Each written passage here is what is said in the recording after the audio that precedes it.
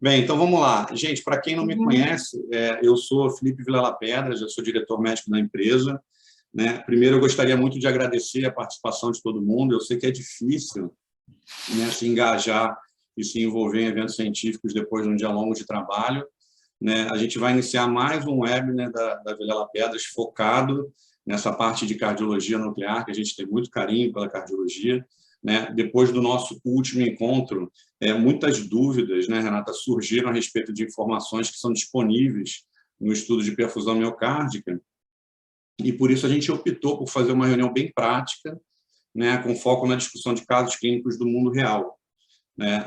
Quem não está acostumado com a plataforma do Zoom, a gente tem aí tanto o Q&A como o chat, né, para vocês colocarem suas perguntas, os seus comentários. Eu vou estar atento junto ao Bruno, não vou deixar passar nenhuma pergunta, tá? E agora eu tenho o prazer de passar a palavra para a doutora Renata, que é alguém que eu trabalho, aprendo todos os dias, né? Eu tenho certeza que essa reunião vai ser muito proveitosa. Por favor, doutora Renata, lá vão ter, a palavra é sua. Oi, gente, boa noite. Eu agradeço a presença de todos e espero que a gente tenha aqui um momento muito proveitoso nessa conversa. A gente trouxe como tema para a gente falar sobre a cintilografia miocárdica na prática clínica. Então, nosso objetivo realmente é ser prático. Para isso, né, para que a gente consiga dar esse cunho prático à nossa conversa, a gente vai conversar baseado em casos clínicos, né, em exames, em pacientes que fizeram exame lá na clínica com a gente. Então, vamos lá, vamos começar no primeiro paciente. Então, é um homem de 84 anos, sintomático, ou seja, apresentando dor torácica, e que fez uma cintilografia miocárdica com estresse farmacológico. Eu já dou uma pausa aqui para falar o seguinte, que na cintilografia miocárdica a gente sempre tem predileção por utilizar o estresse físico, né? Porque é o estresse que traz para a gente uma série de informações clínicas, né, do comportamento do paciente durante o estresse. Então, se o paciente apresenta dor torácica, qual a capacidade funcional do paciente, qual o comportamento da pressão arterial, a avaliação também do eletrocardiograma, né, mostrando para a gente se tem alterações isquêmicas, se apresenta arritmia, mas existem situações que o paciente não pode realizar o estresse físico, então opta-se pelo estresse farmacológico, e a primeira opção que a gente tem é sempre o dipiridamol, né, que é um vasodilatador, e esse paciente, possivelmente por ser um paciente idoso, não tinha condições de fazer o teste físico, então, por isso ele fez o estresse farmacológico, e a gente vê aqui que ele apresentou alterações eletrocardiográficas, né, significativas durante esse estresse. Então, a gente traz aqui agora a imagem da perfusão desse paciente. Eu queria conversar um pouquinho mais com vocês sobre esse layout que a gente tem dessa imagem de perfusão.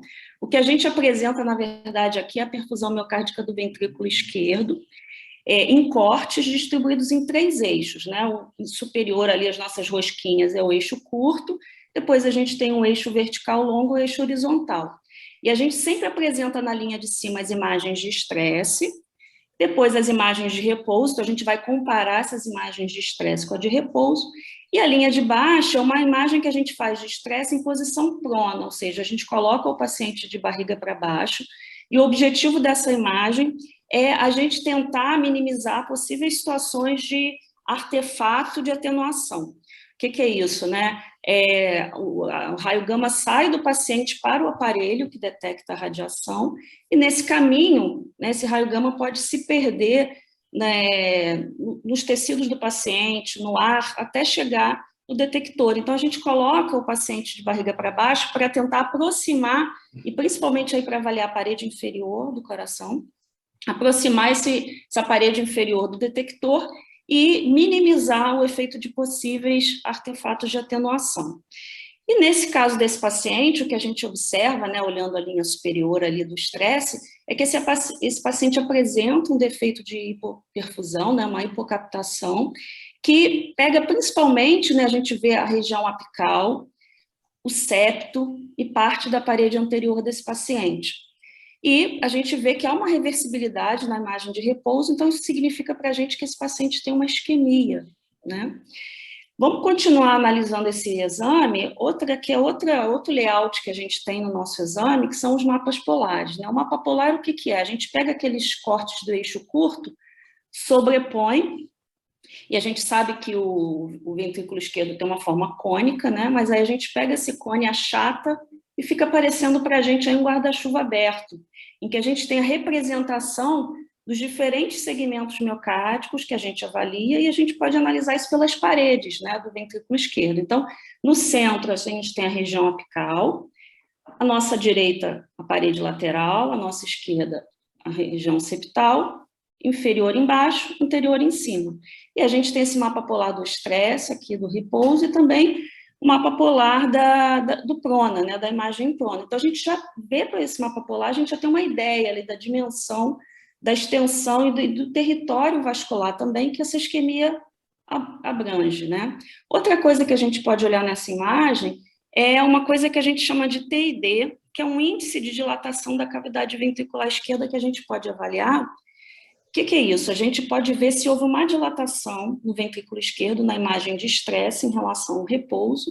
A gente pode avaliar isso tanto de forma visual, olhando a imagem da perfusão, mas o computador também dá para a gente um número, que é esse TID, que esse paciente está aqui bem no cantinho esquerdo embaixo, esse paciente tem 1,23, a gente considera como já alterado, com valor prognóstico acima de 1,20, né, que tem associação com o pior prognóstico. Então, esse paciente, além da gente ter visto que ele parece ter uma isquemia acentuada, de uma área extensa, esse paciente também apresentou dilatação na cavidade ventricular.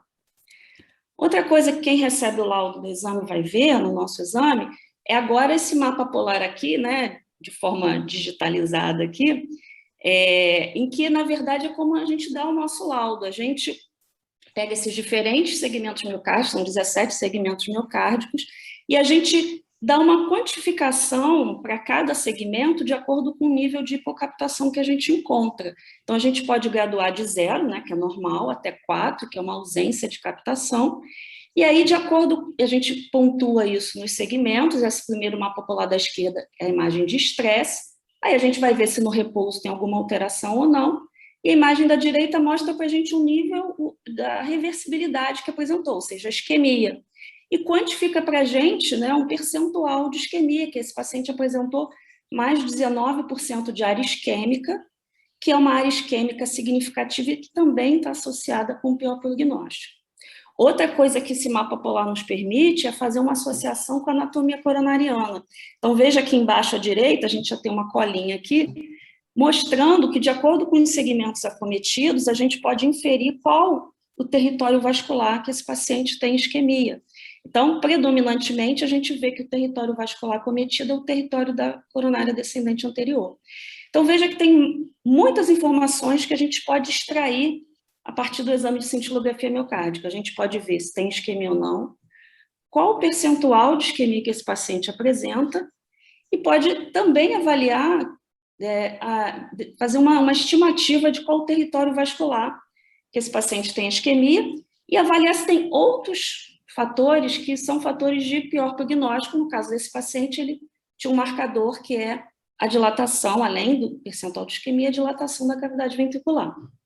Então, só para a gente repassar o caso, um homem de 84 anos, sintomático, que fez uma cintilografia miocárdica, que apresentou essa isquemia significativa. E agora vamos fazer algumas considerações em cima, né, desse caso, de algumas questões que a gente pode refletir, né? A primeira delas é por que pedir uma cintilografia miocárdica para um paciente de 84 anos com dor torácica? Se a gente for considerar, a gente sabe que a probabilidade de doença coronariana ela aumenta com a idade e com a sintomatologia, né? Quanto mais típica a sintomatologia, quanto maior a idade do paciente, e tem uma variação também em relação ao sexo, né? Maior a probabilidade também nos homens.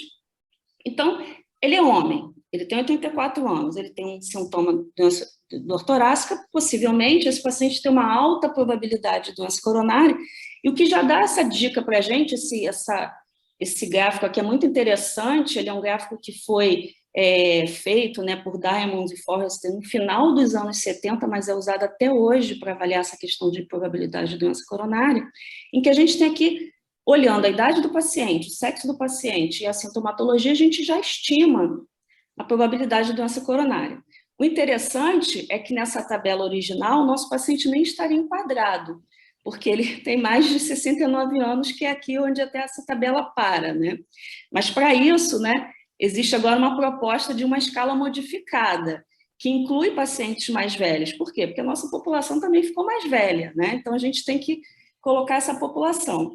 E essa tabela aqui é diferente da outra, que coloca a probabilidade ali de forma estanque, né, em baixa, moderada e alta, ela traz em números, porque a gente pode fazer, existe uma fórmula que a gente estima qual a probabilidade de doença coronária do paciente.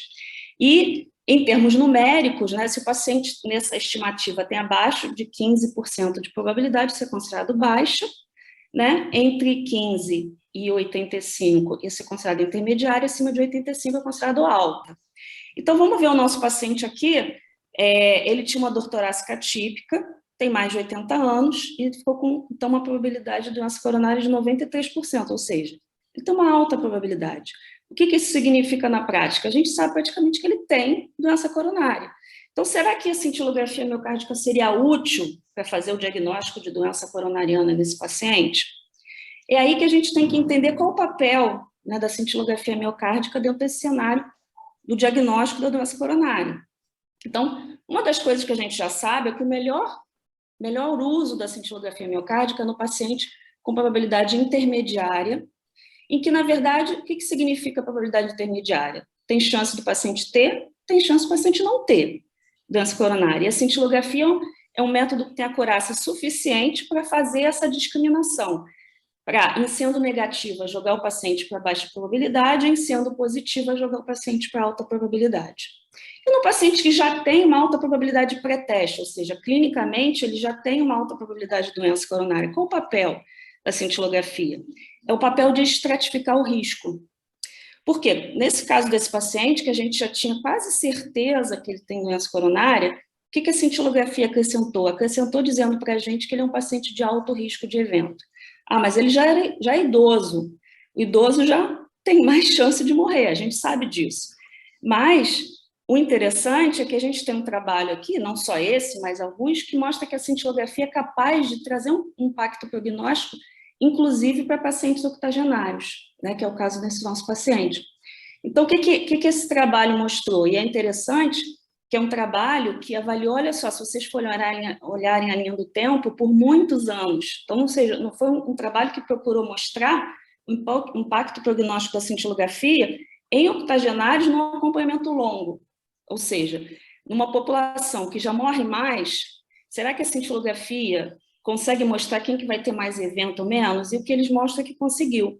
Então, uma das coisas que eles colocam é que eles estratificaram pelo risco, e esse risco é de acordo com os achados da cintilografia. Se a cintilografia mostrou achados de alto risco, de baixo ou médio risco, a gente vai falar um pouquinho mais para frente sobre que achados são esses.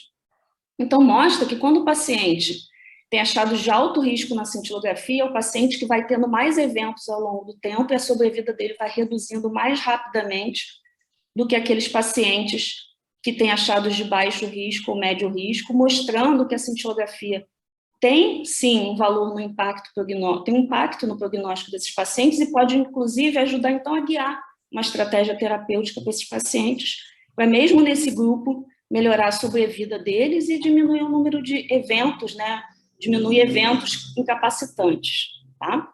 Então, essa é a primeira consideração que eu queria fazer. Outra é voltar na questão daquele mapa polar que a gente falou, né?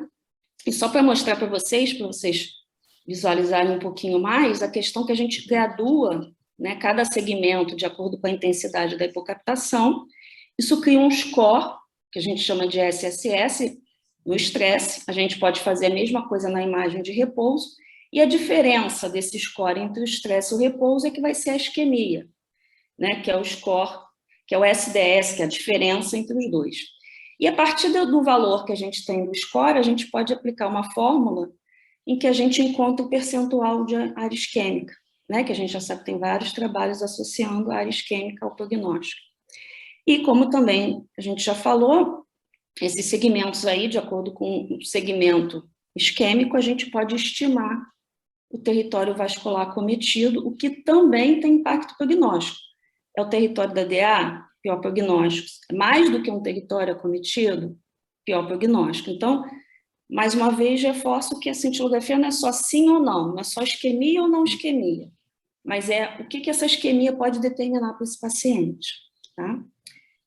Outra coisa que eu queria considerar é o que a gente falou lá, que ele tem alteração no estresse farmacológico. Diferente do teste de esforço, alteração, enquanto faz estresse farmacológico de dipirociclina não é tão comum no dia a dia. E, mesmo na ausência de alterações eletrocardiográficas durante o estresse farmacológico, o paciente pode apresentar isquemia miocárdica na imagem. Mas esse trabalho aqui, assim como outros, mostra para a gente o seguinte, no gráfico aqui da esquerda, que quando a gente tem uma alteração do segmento ST, né, um ínfia do segmento ST maior do que 1 milímetro, a nossa chance de encontrar mais isquemia na cintilografia aumenta. Ou seja, apesar da ausência do infra não impedir a presença da isquemia na imagem, ou seja, eu vou encontrar isquemia independente de ter alteração ou não no segmento ST, quando eu tenho alteração no segmento ST, a minha chance de encontrar isquemia aumenta.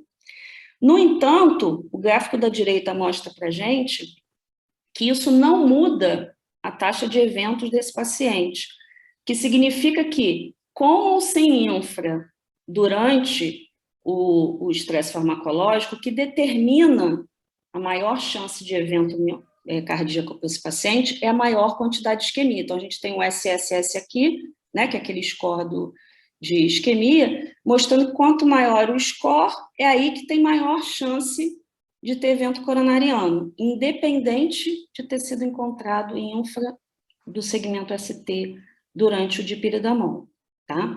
Então, acho que isso é interessante, a gente ter essa noção, né? Eu acho que sobre esse primeiro caso, era isso que eu tinha para considerar. Não sei se o Felipe quer falar alguma coisa, se tem alguma pergunta, alguma dúvida, para a gente passar para o próximo.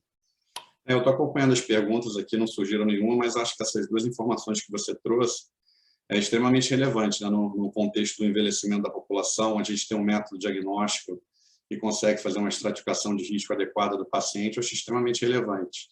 E a gente sempre sabe que existia uma discussão na literatura a respeito da especificidade da alteração do teste, do eletrocardiograma do teste farmacológico, e a gente vê que essa alteração ela tem impacto prognóstico quando a imagem também é alterada, né? Sim, então, exatamente. Mais parecido como o TID, por exemplo, né? Um TID alterado em vigência de imagens normais, o impacto prognóstico disso é questionável, mas em vigência de imagens alteradas, o impacto prognóstico disso está muito bem estabelecido. Bem, acho que a gente pode seguir e vamos para o próximo caso. Quem quiser fazer pergunta, a gente fique super à vontade. Inclusive, no próximo caso, se lembrar de alguma questão interessante desse caso, pode colocar também no chat que a gente responde. Tá. Nosso próximo caso é uma mulher de 60 anos que tem uma dor torácica atípica, que realizou uma cintilografia miocárdica, e durante a cintilografia miocárdica, o teste ergométrico da cintilografia, nesse teste ergométrico, ela não alcançou a frequência cardíaca submáxima, né? Ela chegou a 75% da frequência, chegou a 5 METs, parou por cansaço e não fez nenhum critério, não teve nenhum critério de isquemia. Eu te peço desculpa, mas como a gente está no começo do segundo caso e surgiu uma perguntinha agora do primeiro, eu posso passar essa pergunta para você antes da gente seguir para o segundo?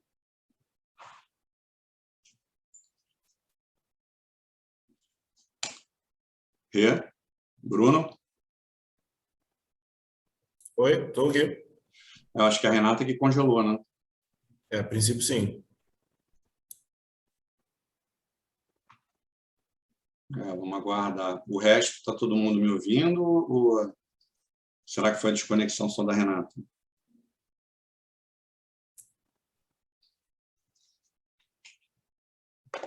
Todos estão ouvindo? Então foi a Renata. A Renata desconectou, gente.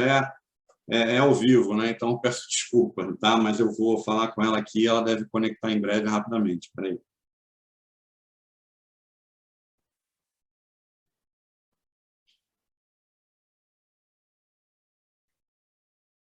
São coisas que acontecem em eventos que são ao vivo, né?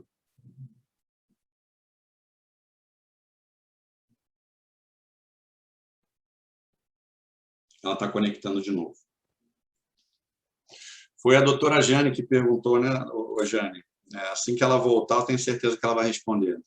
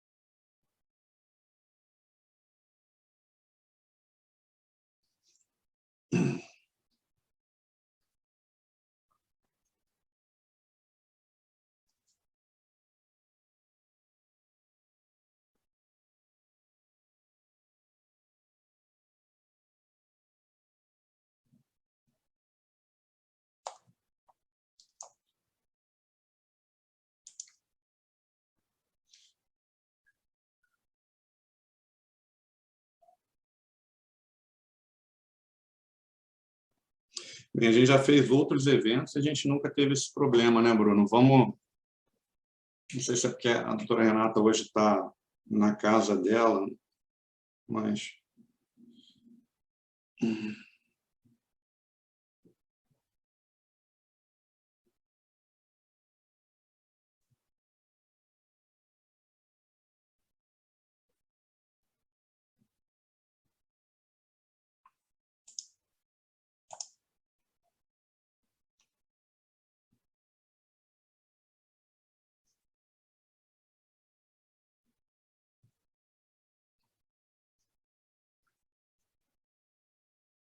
Bem, enquanto a Renata vai conectando, teve até uma outra pergunta agora do doutor Antônio, né? A gente tem hoje duas opções no caso de pacientes que talvez sejam mais obesos, né? A correção de atenuação que a gente faz com a tomografia nos aparelhos híbridos, ela permite até para aqueles pacientes que têm desconforto em ficar em posição prona, né, a gente consegue resolver com a correção de atenuação sem precisar pronar o paciente em posição supina, né? Então, de repente, pode ser uma vantagem também para os pacientes obesos que não conseguem ficar muito tempo em posição prona. Renata, você está com a gente de novo? Estou. Vocês estão me ouvindo? Eu não sei o que aconteceu, porque minha internet estava funcionando, eu não entendi. Eu conheço a doutora Jane, foi culpa dela. Na hora que eu te interrompi para fazer uma pergunta, você caiu. Que bom que você voltou. Posso continuar, então? Deixa eu só fazer a pergunta para a gente não perder tá. aqui, que senão depois vai começar a surgir outras perguntas e aí acaba que a gente perde. Tá? Ela perguntou da hipotensão no teste farmacológico, se tem impacto prognóstico. O que acontece? O estresse farmacológico de Pridamol é um vasodilatador, né? Então, como um vasodilatador, ele pode causar hipotensão e pode ser só um efeito... pode ser um efeito hemodinâmico da droga no paciente, principalmente paciente que já chega mais desidratado e tal, mas a princípio isso não tem relação direta com isquemia, não, tá? Isso tem relação mesmo com o status hemodinâmico do paciente, tá? Geralmente sempre cai mais ou menos uns 10% da pressão. Sim, e sobe a frequência cardíaca. Né? Sim, e quando a pressão cai de forma significativa, eu já vi isso acontecer algumas vezes, a gente faz volume, faz Trendelenburg, e isso responde bem, isso não significa que o paciente vai ter isquemia na cintilografia, na imagem, entendeu? Ótimo. Posso continuar? Vamos continuar. Então, voltando aqui, o caso da mulher de 60 anos, com uma dor torácica atípica, que veio fazer uma cintilografia para investigação dessa dor torácica, e durante o teste de esforço da cintilografia, ela atingiu 75% da frequência e 5 METs, parou por cansaço e não teve critérios para isquemia miocárdica. Tá? Bem, essa é a imagem da cintilografia da paciente. Essa paciente, como a gente já viu como é que funciona a nossa imagem aí da perfusão, na imagem de estresse, no corte ali no eixo do curto, né, na linha ali do estresse, a gente vê que a paciente tem uma hipocaptação do radiotraçador, inclusive bem acentuada na região apical, né, que a gente vê bem fácil ali no eixo longo, né, vertical, pega a parede apical, pega a septo apical, pega parte da anteroseptal e parte da parede anterior também, completamente reversível na etapa do repouso, um repouso que é normal, né? Bem, o mapa polar dessa paciente, né, aquele mapa polar que a gente já viu como é que funciona, mostra para a gente que essa paciente tem uma área isquêmica aí de cerca de 14% do miocárdio, pegando também ali, principalmente, né, ou quase exclusivamente, digamos, o território da descendente anterior. Então, uma isquemia também significativa, né, inclusive fazendo aquela hipocaptação bem acentuada na região apical, né, mostrando, então, que possivelmente essa paciente tem uma doença coronariana significativa. E aí, o que a gente pode... As considerações que eu gostaria de fazer sobre esse caso. A primeira coisa que eu queria que a gente conversasse não é para a gente ler esse gráfico aí, esse quadro exaustivo, não. É só para ver que é o seguinte, do lado esquerdo, a gente tem aqui as considerações da fisiopatologia, dos sintomas, da forma de apresentação da doença coronariana nas mulheres, e do lado direito nos homens. Vê que nos homens tudo é muito mais direto e simples, no sentido de que os homens têm sintoma mais típico, tem mais, a doença coronária está associada com maior nível de estenose das coronárias, enquanto nas mulheres isso tudo é muito mais variável, ou seja, as mulheres têm doença coronariana com menos obstrução coronária, com mais disfunção microvascular, que a associação com fatores de risco é muito maior, inclusive com a obesidade, né? As mulheres costumam se apresentar com sintomas mais atípicos, né? Então, aquela dor torácica mais típica não é o mais comum das mulheres. Então, isso tudo faz com que, às vezes, o diagnóstico de doença coronariana nas mulheres ele seja subestimado e, às vezes, seja não feito, né, pela dificuldade, às vezes, até de fazer esse diagnóstico. Por outro lado, isso não significa que, para as mulheres, a doença coronariana seja mais fácil, né? Pelo contrário, as mulheres costumam se apresentar quando tem eventos agudos, eventos às vezes mais graves, e tem maior tendência, inclusive, a fazer choque cardiogênico, apresentam maior mortalidade diante de um evento agudo, né? Então, por isso que a doença coronariana nas mulheres não pode ser subestimada, e tem que haver investigação quando há uma suspeita, né? Uma dor torácica, principal sintoma, né, da doença coronariana, o sintoma da mulher não pode ser ignorado, não pode ser deixado de lado, né? E aí, diante de uma mulher sintomática com suspeita de doença coronariana, a primeira coisa que a gente vai fazer é aquela estimativa de probabilidade que funciona, né? Naquela que a gente já viu antes, naquela tabela de Diamond e Forrester. E se a mulher tiver uma probabilidade de risco intermediária alta, e esse vamos dizer assim, é o quadro, né, que como a gente falou, é o momento em que a gente mais indica a cintilografia miocárdica, que é a probabilidade intermediária, mas na mulher, se a gente for pensar que ela tem uma probabilidade intermediária, mas tem um teste de um eletrocardiograma de repouso normal, sem nenhuma alteração, e tem uma capacidade física para fazer o teste de esforço, ela pode começar essa investigação pelo teste de esforço, como a gente vê aqui à nossa esquerda. E se o teste de esforço mostrar alterações, ou for até indeterminado, aí a gente parte, né, para uma investigação através de métodos de imagem. Se, no entanto, ela já tem uma probabilidade intermediária mais para alta, valeria a pena a gente já começar com o exame de imagem, né? E também nos casos em que o eletrocardiograma dela é alterado ou a capacidade funcional é limitada, né? E essa abordagem ela pode começar pela cintilografia miocárdica, mas em alguns casos, principalmente quando a probabilidade é mais intermediária do que a alta, pode-se avaliar pela angio-TC para afastar, né, a presença de obstrução coronariana. Lembrando, no entanto, que a presença de obstrução coronariana significativa para as mulheres, né, não é o marcador. Ela pode ter a doença coronária sem ter uma obstrução coronariana significativa, como a gente já viu pela disfunção microvascular. E aí até a cintilografia tem um papel mais interessante, porque a gente já tem a capacidade de avaliar a reserva de fluxo, que avalia a disfunção microvascular, e pode ajudar nesse diagnóstico da doença coronariana para a mulher, né? E de acordo com o resultado da cintilografia, ou da própria angio-TC, essa investigação, ela prossegue, né, e o tratamento, a abordagem terapêutica dessa paciente vai ser feita de acordo com os achados, se a gente tem achados de alto risco ou não, na cintilografia miocárdica, que a gente vai ver um pouquinho mais para frente que achados seriam esses. A gente já falou um pouco sobre o percentual de isquemia, dilatação, mas a gente tem outros, né? Bem, Uma coisa que é importante lembrar é que a sensibilidade e especificidade para o diagnóstico da doença coronariana em homens e mulheres ela é semelhante pela cintilografia miocárdica, né? Esse aqui é um gráfico oriundo de uma meta-análise com mais de 400 estudos estudos que justamente comparavam a detecção de doença coronariana entre homens e mulheres, e o que a gente vê que a capacidade, a acurácia da cintilografia em homens e mulheres para a detecção de doença coronária é semelhante, ou seja, a gente pode ter o mesmo grau de confiança na cintilografia, independente do sexo do paciente. Tá? Outra coisa que eu queria chamar a atenção, né, não sei se vocês vão lembrar que nesse caso, essa paciente, ela fez a isquemia, mas no teste de esforço, foi um teste de esforço que a gente viu que ela fez uma baixa capacidade funcional, que por si só a gente sabe que é um marcador de risco, mas durante o teste de esforço ela não reproduziu o sintoma que ela apresentava, nem fez nenhuma alteração eletrocardiográfica, no entanto apresentou uma isquemia significativa.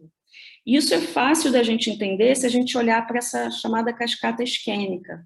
Na cascata isquêmica, a gente vê que tem uma sucessão de eventos que acontecem na isquemia miocárdica, que ela começa por uma alteração do fluxo sanguíneo, levando à hipoperfusão. Essa hipoperfusão pode levar a alterações da função diastólica e sistólica, e, posteriormente, é que a gente identifica alterações no eletrocardiograma e o sintoma. Então, por isso, a cintilografia, que é capaz de avaliar alterações da perfusão miocárdica, ela tem uma sensibilidade superior, né, ao teste de esforço e ao próprio ecocardiograma, o ecocardiograma de estresse, que vai conseguir avaliar quando a isquemia já chegou no nível de alterações da função diastólica e sistólica. Então, isso explica por que, apesar da paciente não ter tido sintoma, não ter tido nenhuma alteração eletrocardiográfica durante aquele teste, a gente conseguiu detectar uma quantidade de isquemia significativa, né? Isso, aí a gente pode olhar esse outro gráfico aqui, que isso a gente faz a gente entender que diante de um resultado de uma cintilografia, a gente pode, e diante de um resultado de um teste ergométrico, a gente pode ter posicionamentos diferentes. Então, o que esse gráfico mostra para a gente? No eixo X aqui, a gente tem a probabilidade pré-teste do paciente aqui em forma numérica, né? Então, vamos considerar um paciente com 50% de probabilidade pré-teste, onde a gente tem uma linha aí que mostra para a gente o seguinte: o MPS, a cintilografia, CG, o teste de esforço. Se a cintilografia for positiva, a gente joga a probabilidade do paciente lá para 90%, ou seja, a gente já confirma a presença de doença coronária. No entanto, se a cintilografia for negativa, onde cruza aqui com a cintilografia negativa, a gente vê que vai jogar a probabilidade para baixo de 10%. Se a gente olhar esse mesmo 50% de probabilidade com teste de esforço, a gente vai ver que essa acurácia de discriminação entre ter ou não doença coronária não é a mesma para o teste de esforço, né? O teste de esforço negativo deixa a probabilidade em torno de 30% de doença coronária, e quando positivo, pouco mais de 70%, ou seja, ainda continua uma probabilidade intermediária. Então, é por isso que a cintilografia tem esse impacto nos pacientes com probabilidade intermediária de doença coronária, porque é capaz de discriminar entre ter ou não doença coronária de acordo com o seu resultado, né? Bem, esse era o último slide sobre esse caso. Não sei se a gente tem alguma pergunta sobre esse caso ou a gente continua.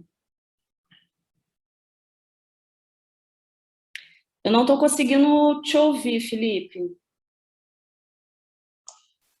Pronto. A gente até tem pergunta, mas eu acho que essas perguntas agora vão encaixar melhor no outro caso que você vai apresentar. Eu queria te fazer uma pergunta. Na minha opinião, a cintilomiocárdica tem 3 grandes limitações. Uma, tempo, demora um pouco. Segundo, a dosimetria, né, dos exames, geralmente, elas são um pouco altas. Isso a gente resolveu com os equipamentos mais novos, né? A gente tem uma dosimetria menor e faz o exame mais rápido. A outra questão, e aí que eu queria que você falasse, que de repente pode fazer sentido nas mulheres, é a reserva de fluxo coronariano. Até eu cheguei...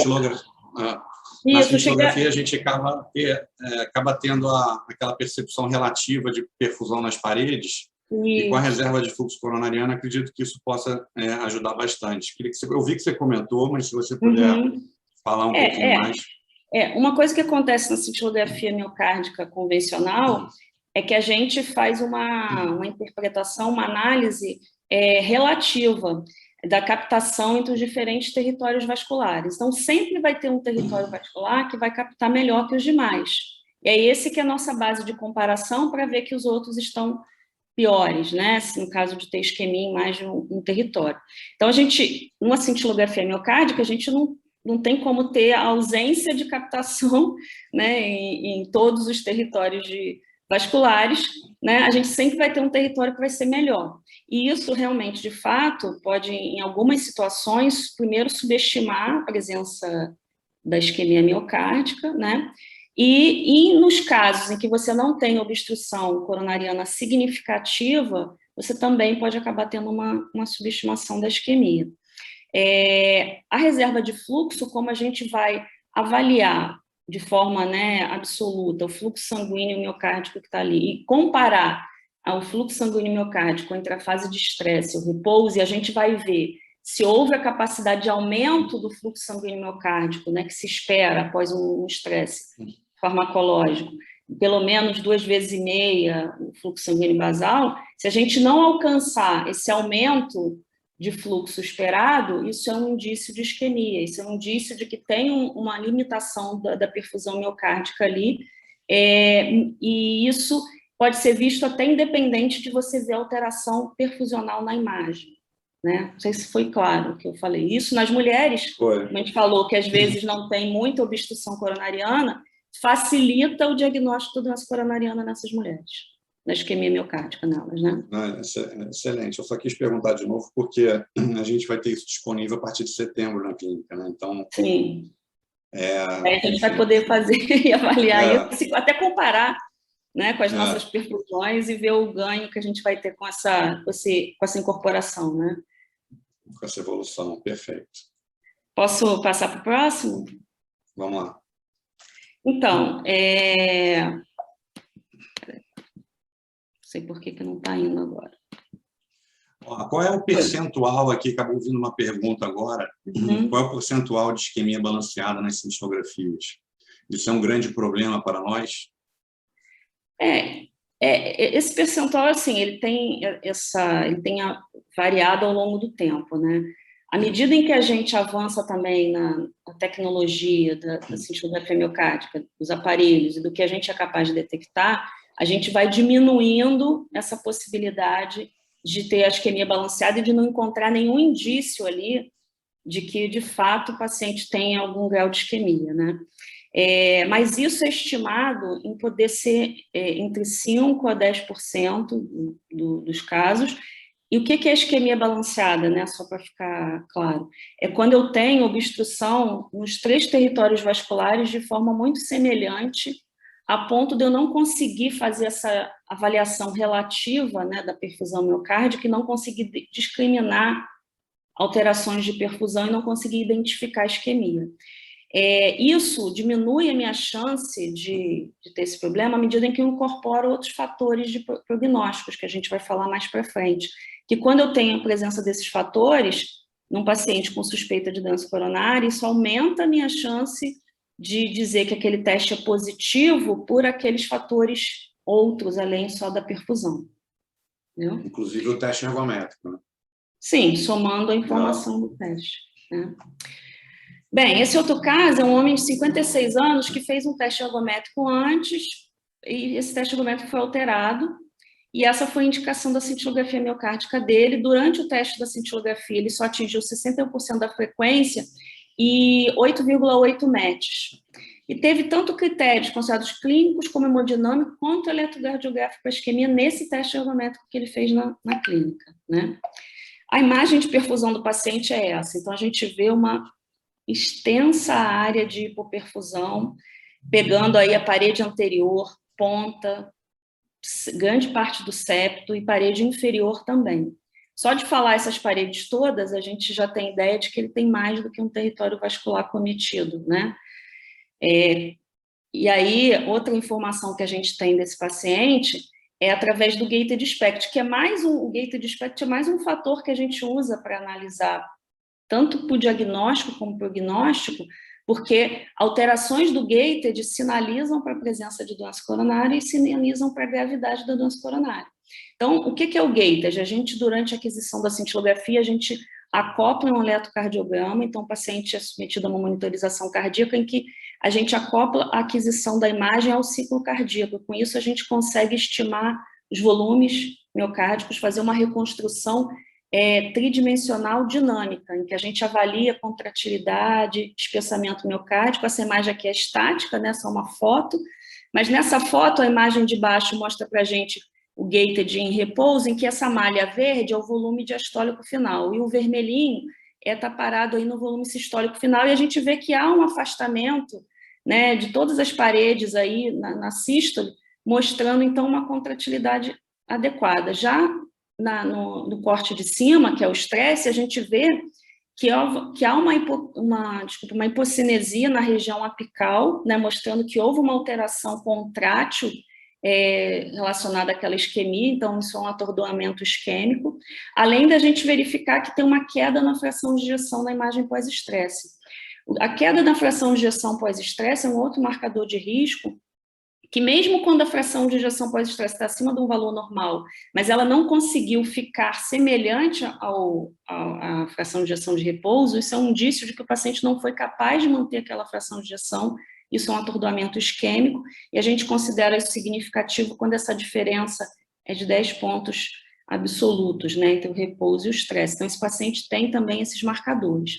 E quando a gente olha o mapa polar dele, a gente vê que ele faz cerca de 36% de área isquêmica, pegando aí parede inferior, inferoceptal, ponta, anterior, anteroseptal, ou seja, pelo menos território de coronária direita e descendente anterior. Esse caso, eu conversei com o médico fez o CAT desse paciente, depois me deu o retorno de que é um paciente multivascular grave, com todos os territórios vasculares acometidos, inclusive os ramos, tipo assim, na DA tem diagonal, tem septal, na CX tem marginal, então ele é um multivascular bem grave, esse paciente, né? Uma coisa que eu queria falar é sobre qual a indicação dessa cintilografia para esse paciente em que já tem um teste de esforço tão alterado, né? A gente tem um documento que a gente pode traduzir como critérios de uso apropriado da cintilografia. Esse documento ele é oriundo ele não existe só para cintilografia, existe para outros procedimentos médicos, principalmente na área de cardiologia, que é uma reunião de especialistas, um documento americano, né, uma reunião de especialistas que pegam diferentes indicações de um determinado método, no caso da cintilografia miocárdica, discutem, veem qual a evidência científica e classificam essa indicação como apropriada, inapropriada ou incerta. Então, nesse documento está colocado que um teste de esforço, que você tem um score de Duke, né, intermediário ou alto, ou seja, mesmo quando você tem achados de alto risco no teste de esforço, isso é indicativo, uma indicação apropriada para você fazer cintilografia miocárdica, para você ajudar a quantificar essa área isquêmica, avaliar o território vascular acometido. Então, tem informações adicionais que a cintilografia traz, né? E a cintilografia, como eu já falei antes, não é só sim ou não é só tem isquemia ou não tem isquemia. Quanto mais alterada a cintilografia, esse gráfico mostra para a gente, você tem alterações leves, moderadas e graves, maior vai sendo a sua chance de evento coronariano, né, de morte cardíaca em preto, de infarto do miocárdio nessa barra branca. Então, quanto mais alterada a cintilografia, maior a chance de evento coronariano. E a cintilografia, de acordo com seus achados, pode ajudar, então, a guiar qual a melhor estratégia para esse paciente. Então, aqui, esse fluxograma mostra para a gente que é um paciente que tem uma probabilidade pré-teste intermediária, né? Que a gente já falou que é o melhor cenário de indicação. Faz uma cintilografia, se ela é normal, a gente tem uma taxa de eventos muito baixa para esse paciente, que nos dá uma tranquilidade em relação a esse paciente. Quando ele já tem isquemia, de acordo com a isquemia e com outras alterações que a gente encontra de marcadores de gravidade, a gente pode avaliar qual a melhor estratégia. Então, um paciente que tem uma isquemia menor, né, considerada até 10%, e não tem critérios de risco, ele não precisa necessariamente ir para um estudo invasivo hemodinâmico. Ele pode ser acompanhado clinicamente, fazer uma abordagem terapêutica, médica, né, medicamentosa, e se é de vontade do médico, né, assistente, do médico do paciente, conhecer a anatomia desse paciente, até para ter essa informação em mão, uma estratégia que seria interessante seria fazer a anjo-TC, né? Já nos pacientes que têm uma quantidade de isquemia maior e tem marcadores de risco na cintilografia, a melhor estratégia seria uma estratégia já invasiva, pensando já em revascularização miocárdica, que a revascularização é que pode reduzir, nesse caso, o risco de eventos para esse paciente, tá? Então, como a gente falou, né, se a gente vai somando, esse gráfico mostra para a gente que a gente pode somar critérios de gravidade na cintilografia que vão cada vez botando esse paciente num risco mais alto. Então, aqui tem o percentual de isquemia, essa queda na fração de ejeção baixa, múltiplos defeitos, né, múltiplos segmentos, captação pulmonar, que a gente vê mais no talho, né, na cintilografia com talho, alteração do espessamento miocárdico e a dilatação, tudo isso vai aumentando o risco desse paciente, tá? Então, quais são essas variáveis que a gente usa na prática, assim, para considerar que a cintilografia do paciente é de risco, né, traz um risco maior de evento para o paciente? Então, o tamanho dos defeitos de perfusão, ou seja, quando o paciente tem mais de 5 segmentos isquêmicos, isso já coloca para a gente uma sinalização que o paciente é de mais risco. Quando ele tem defeitos em mais de um território vascular, como isso que a gente viu, né, o território da DA e coronária direita. Quando também tem defeitos extensos no território da DA. Quando tem uma área isquêmica maior que 10%, quando tem aquela dilatação da cavidade, que é um indicador de isquemia subendocárdica difusa, né? Não faz uma isquemia transmural, mas faz uma isquemia subendocárdica e pode sinalizar doença multivascular. Quando tem queda na fração de ejeção acima de 10%, e quando a fração de ejeção pós-estresse é abaixo de 45%, isso também é um marcador, e quando a gente está usando o talho, se a gente tem captação pulmonar. Então, esses são critérios que a gente usa como variáveis prognósticas na cintilografia, que quanto mais dessas variáveis a gente tem, maior é o risco do paciente ter eventos, né? Eu acho que esse era o último slide desse caso, não sei se tem algum comentário para a gente já passar para o próximo. Tem sim. Temos aqui uma pergunta do Dr. Clécio Gouveia, que eu acho que agora vale a pena você responder, que ele fala que existem trabalhos que consideram corte de TID paradip de 1,36, né, um pouco acima do que a gente considera. Qual é a sua opinião? Então, uma das questões desse TID, né, desse TID, é porque existe uma variabilidade na literatura com relação a esse corte, né? Você tem cortes considerando acima de 1,18, 1,20, 1,22,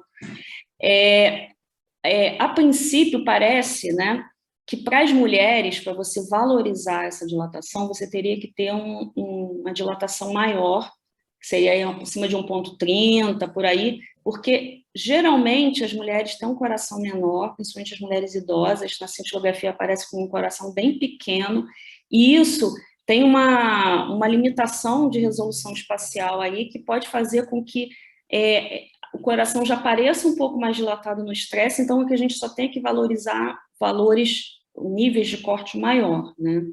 Existe também algumas variações em relação ao estresse físico, farmacológico, mas, assim, na prática, não dá para a gente usar todos esses cortes. A gente assume um corte de 1,2, que é o mais aceito na literatura, e a gente leva em consideração todas essas variáveis no momento de valorizar esse achado, né? Se a gente vai realmente considerar que esse achado tem que ser valorizado, expresso no laudo, ou não, que a gente vai ignorar porque a gente achou que tem alguma coisa que pode estar interferindo, algumas dessas variáveis que a gente falou, interferindo nesse achado, e ele não é um achado realmente que a gente tenha que colocar como marcador prognóstico. Não sei se eu respondi adequadamente aí. Ou Acho perfeito. Quando a gente coloca no laudo, significa que a gente já fez todos esses filtros, né? Exatamente. A gente descartou. Exatamente. Já descartou todos esses artefatos. Exatamente. Até algumas condições, né? HVE pode fazer isso também. Sim. Então, a gente descarta tudo isso, porque muitas vezes o equipamento dá para a gente um valor maior e a gente não valoriza. Sim, tá? Exatamente. Eu queria agradecer também ao Dr. Ricardo Coelho, que tem feito bastantes perguntas, e ele colocou mais uma aqui, deixa eu ver.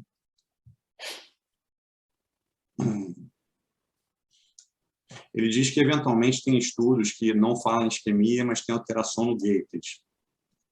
E ele valoriza muito o gated. Então, ele queria que a gente falasse alguma coisa a respeito desses estudos. Assim, então, como eu falei, a introdução da possibilidade de a gente fazer o gated SPECT fez a gente melhorar essa nossa detecção de doença coronária, diminuindo, né, essa possibilidade da gente ignorar ou não considerar um paciente isquêmico diante de uma ausência de alteração perfusional. Mas quando a gente tem um paciente com uma alta suspeição de doença coronária e que a perfusão é completamente normal, mas caiu significativamente a fração de ejeção, dilatou a cavidade, e a gente afastou que nada daquilo é um artefato, né, que pode estar causando isso, a gente leva isso em consideração, coloca no laudo, chama atenção para uma possibilidade, sim, de ser um paciente coronariopata grave, multivascular, e que a gente tem aquela limitação da captação relativa, que a gente pode estar vendo, inclusive o TID significa isso, que a gente tem uma isquemia subendocárdica difusa, não é uma isquemia transmural que nos faz ver o defeito, mas é uma isquemia subendocárdica que faz a gente não ver o interior da cavidade ventricular e o coração parece maior. Então, por isso que o TID é um marcador importante aí no caso de isquemia, de uma possibilidade de isquemia nesses casos. Perfeito. E deixa eu te fazer uma pergunta, Rê. Você mudou depois do isquímia, quando você recebe resultado desses exames muito alterados? Como é que você faz? Qual é a postura da clínica diante disso? Então, a gente até já conversou sobre o isquímia, né, nossa conversa anterior, que o isquímia ele se limitou a avaliar o percentual de isquemia, né? Ele não considerou esses outros marcadores de risco, eles não entraram no trabalho. O que o trabalho diz é que pacientes que têm acima de 10% de isquemia, eles podem ser manejados clinicamente e que isso não mudaria o prognóstico em relação a uma revascularização, né? Isso que eles colocam, prognóstico considerando morte e infarto. No entanto, a gente sabe, eles têm lá os subgrupos, que eles viram que pacientes sintomáticos, isso não é verdade, os pacientes sintomáticos beneficiam mais de uma abordagem de revascularização. Os pacientes com disfunção, que já tinham disfunção previamente, eles não botaram pacientes com disfunção grave, mas os que já tinham algum grau de disfunção também se beneficiaram de uma revascularização. Então, eu acho que, assim, apesar do estudo isquímia ter trazido essa informação, o que ele mostra para a gente é o seguinte: eu tenho mais de 10% de isquemia, eu não preciso sair correndo desesperado para fazer um CAT. Eu posso avaliar esse paciente clinicamente, ver ele no conjunto, no todo, e ver em que ele se enquadra, né? Onde que meu paciente se enquadra. Ele está muito sintomático, ele tem disfunção ventricular, ele tem outras questões ou outras variáveis prognósticas na cintilografia que colocam ele num outro patamar de risco, então eu tenho que pensar ele diferente, ele não é um paciente isquímia, né? É um paciente que eu tenho que já pensar numa abordagem mais invasiva para ele, entendeu? Perfeito. E tem uma última pergunta aqui desses marcadores prognósticos da cintilografia, que é a captação em VD. Sim. O eu Dr. acabei não Clécio colocando. Gouveia está pedindo para a gente fazer algum comentário em relação a isso, que a gente sabe que é Isso. importante. A captação no ventrículo, o que a gente avalia é a perfusão do ventrículo esquerdo, né? Porque proporcionalmente é a câmara que recebe o pesado da circulação coronariana. Então, a gente não vê nunca os átrios e raramente vê o ventrículo direito. Quando o ventrículo direito aparece, existem duas possibilidades. Se ele aparece tanto na imagem de estresse como de repouso, significa que eu tenho uma hipertrofia do ventrículo direito, seja por um corpo pulmonar, né, ou alguma alteração congênita, seja o que for, eu tenho uma hipertrofia desse ventrículo, ele está aparecendo mais porque ele tem uma massa muscular maior, e aí ele acaba tendo uma maior perfusão e a gente vê. Quando ele aparece só no estresse e no repouso não, isso pode ser um sinal indireto de isquemia significativa no ventrículo esquerdo. Por quê? Porque acaba havendo, por isquemia significativa e por fluxo significativo no ventrículo esquerdo, um desvio da perfusão para o ventrículo direito. Então, isso também pode ser usado como um marcador de risco. Obrigada aí pela lembrança. Tem a doutora Ítala também, que fez uma pergunta para a gente, doutora Ítala Paca, que ela diferenciar quando que a gente indica fazer acintilo com DIP ou a terceira via, né, que acaba sendo do butamina. Sim, ótima pergunta. Quando a gente tem um estresse farmacológico, sempre a primeira opção, quando o paciente tem que fazer estresse farmacológico, para a gente é o dipiridamol, estresse com vasodilatador. Por quê? Por algumas questões. Primeiro, você tem mais evidência, né, muito mais corpo de trabalho científico mostrando o impacto prognóstico do dipiridamol do que do butamina.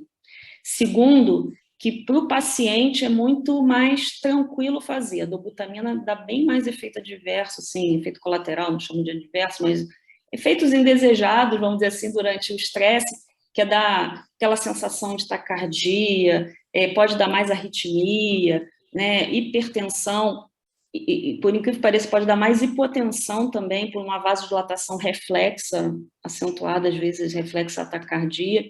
Então, assim, o estresse com dobutamina ele é mais incômodo para o paciente, de um modo geral, né? Apesar do dipridamol também poder dar o flush, né? Mas é uma proporção menor.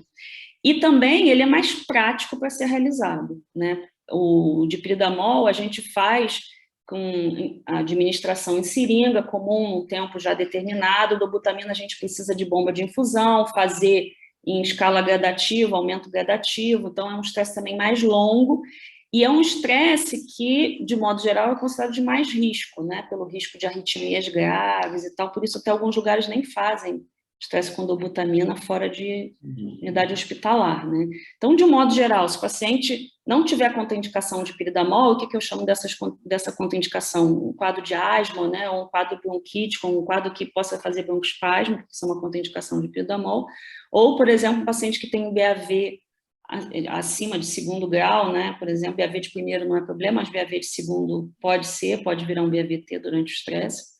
Então, são os principais, né, as principais contraindicações, ou tem um quadro de já conhecida alergia à aminofilina, né, porque a gente usa aminofilina para antagonizar o efeito, então, se ele não puder usar aminofilina, também não vale a pena fazer o dipridamol, mas então o dipridamol é a nossa primeira opção, se tem as contraindicações é que a gente parte para a dobuta.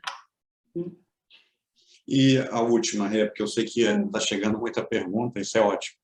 É bom. BRE. Qual é a nossa preferência? Então, o BRE é um outro caso em que a gente prefere fazer o dipridamol, né? O que acontece? Quando o paciente tem BRE, ele tem como se fosse uma espécie de sincronismo, né, no septo, e isso faz com que o septo e o resto do ventrículo direito tenham contração em momentos diferentes, na verdade. Então, como a gente sabe que a perfusão miocárdica se faz preferencialmente na diástole, enquanto o resto do ventrículo esquerdo está na diástole, mais ou menos assim, o septo está na sístole, é como se fosse momentos diferentes da contração. Isso faz com que, quando eu taquicardizo o paciente, por exemplo, no estresse físico, com dobutamina, eu encurto mais a diástole, eu pioro essa situação do septo, que faz com que o septo possa ter uma hipocaptação, né, relativa em relação ao resto do ventrículo esquerdo, que isso pode nos causar dificuldade na hora de interpretar o exame. Então, pode ser que em repouso ele tenha uma perfusão no septo mais tranquila, sem nenhum problema, e quando ele faz o estresse que taquicardiza, né, o estresse físico com dobutamina, ele então pode piorar a perfusão no septo, isso não ser doença isquêmica, ser simplesmente artefato, que a gente considera artefato por causa desse BRE. Então, a preferência para os pacientes com BRE é fazer estresse farmacológico com dipridamol, com vasodilatador, que não causa taquicardia significativa, então não minimiza esse efeito, né? Maravilha, vamos para o próximo. Vamos para o próximo, e eu ia te falar que eu acho que tem que ser o último, porque a gente já está com o horário um pouquinho avançado. A gente já, né, se estendeu, né? Vamos... Esse aqui, que é um homem de 66 anos, que também é um teste ergométrico prévio alterado, um homem totalmente assintomático, que fez um teste ergométrico para fazer check-up, né? E durante o teste ergométrico da cintilografia, ele atingiu 92% da frequência e fez 9,8 METs, uma capacidade funcional bem razoável, né, para a idade dele, e teve critérios eletrocardiográficos e hemodinâmicos para a isquemia no teste ergométrico. E quando ele fez a cintilografia, essa é a imagem dele. Se a gente olhar a imagem de estresse, a gente vai ver que ele tem uma hipocaptação na parede inferolateral, também tem um pouco na parede inferior, mas que a gente acha que melhorou bem com a imagem do Prona, então a gente considerou a isquemia na parede inferolateral, tá? E quando a gente quantificou, no gated, esse paciente apresentou uma queda na fração de ejeção, que já é um sinal de mau prognóstico para ele, né? E aí, na nossa quantificação de área isquêmica, ele fez uma isquemia abaixo de 10%. Então, é aquele paciente que fez uma isquemia que não é tão significativa, tão grave, mas tem um marcador de risco, que é a queda da fração de ejeção, que chama a nossa atenção. Só que tem uma coisa interessante nesse caso. Lá na clínica, a gente tem, na unidade Leblon, um aparelho, um equipamento chamado SPECT-CT, que é um aparelho híbrido, que tem no mesmo aparelho cintilografia miocárdica e tomografia.